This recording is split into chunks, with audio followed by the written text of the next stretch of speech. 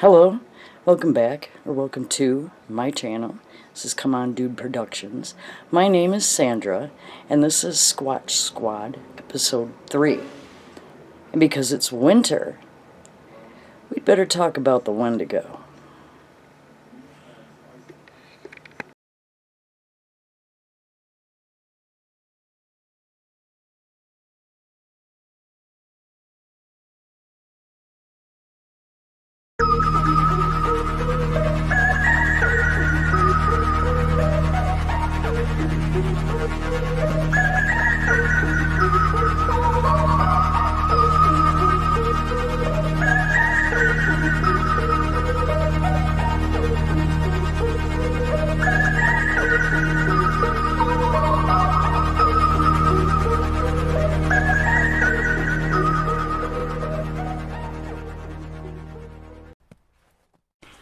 What if the monster isn't something that hunts you?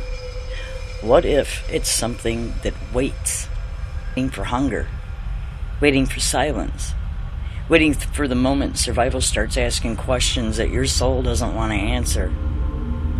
In the frozen forests of North America, there's a story older than horror movies, older than the word monster itself.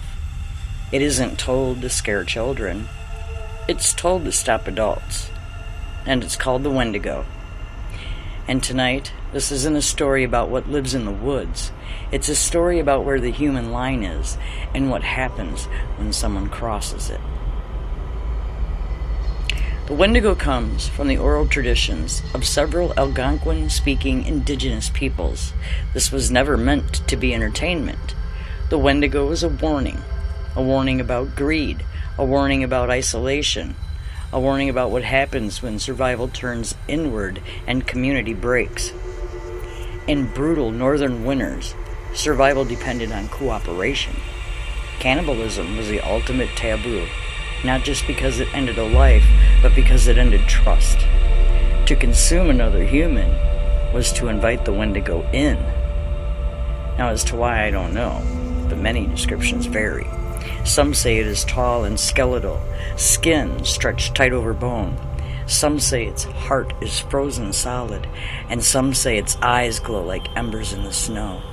But the most important detail is this: the Wendigo is never satisfied.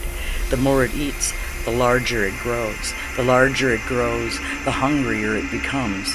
And it's hunger without end, consumption without fulfillment.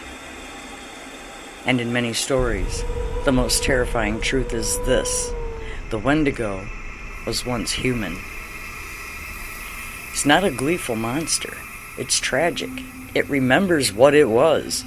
It knows what it lost. It wanders not because it wants to, but because it can never return. Its hunger is a curse, not a desire. If vampires are romantic and werewolves are bound to the moon, then the Wendigo is bound to hunger and memory. And that's what makes it so sad. In the late 1800s and early 1900s, Western doctors described cases they called Wendigo psychosis. People who feared becoming monsters. People who believed hunger was changing them. Today, many scholars believe this label misunderstood cultural belief, trauma, starvation, and isolation through a colonial lens. But one thing is undeniable: extreme conditions can fracture the human mind. The Wendigo may not be a creature of flesh, but it is absolutely a creature of consequence. The Wendigo is not a serial killer. It's not a psychopath. It's not someone who kills for pleasure, power, or control. And this really matters, because using the Wendigo label carelessly strips it of its meaning.